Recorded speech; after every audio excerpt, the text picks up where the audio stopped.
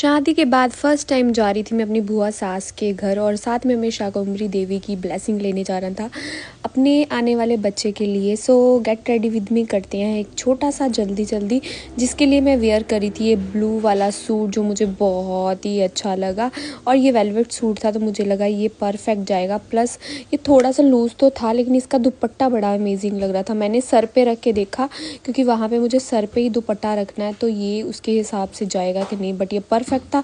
और ये मैंने मंगवाया था गर्ल्स डॉट वार्डरोब से।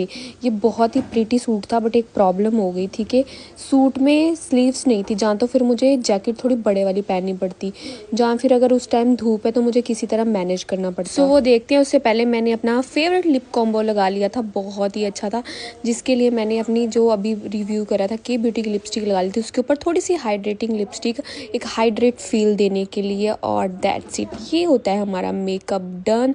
और सुबह सुबह रोशनी की किरण में कुछ ज़्यादा ही गोरी लग रही थी मैं, जबकि सीधा सनलाइट पड़ रही थी इस वजह से। उसके बाद हमारे जो इयरिंग्स का कॉम्बो था वो मैंने दुपट्टे के साथ मैचिंग करके रखा। ये मुझे काफ़ी ज़्यादा अच्छे लग रहे थे और नीचे से आवाज़ें आनी शुरू हो गई थी, इसलिए मुझे फटाफट करना था ये सब।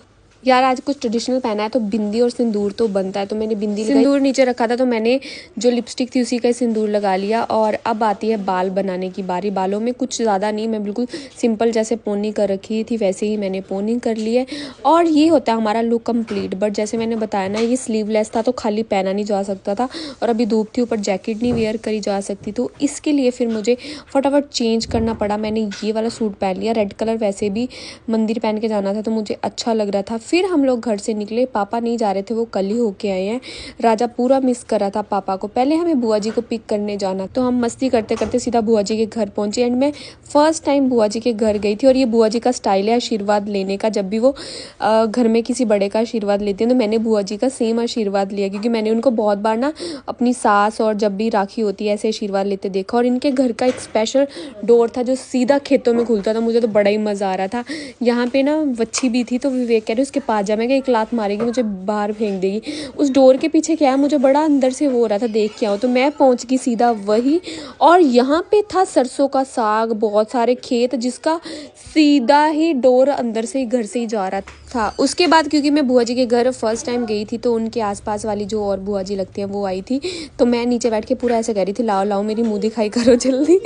और वहाँ हम पूरे ड्रामे कर रहे थे। देन बुआ जी को लेके हम लोग निकल गए मंदिर के लिए।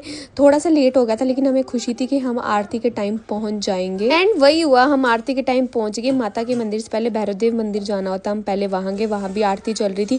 फिर हम गए शाकुंभरी देवी मंदिर और वहां पे भी आरती चल रही थी। इतना अच्छा लगा। ये ब्लेसिंग्स तो अगर आप सोच के भी घर से आओ ना कि हमें आरती के टाइम पहुंचना तब भी नहीं मिलती है, लेकिन हमें मिली।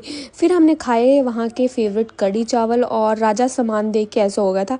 फिर कुछ सामान लिया, माँ ने अपनी फ्रेंड्स के लिए, दोबारा बुआ जी के घर गए, उनको वहाँ पे ड्रॉप किया। एंड घर आते देखो मैं पड़ गई क्योंकि इतनी ठंड लग रही थी कि क्या ही बताऊं। और आज का दिन बहुत ही अच्छा रहा, बुआ जी की और माता जी की दोनों की ब्लेसिंग मिली। So thank you guys.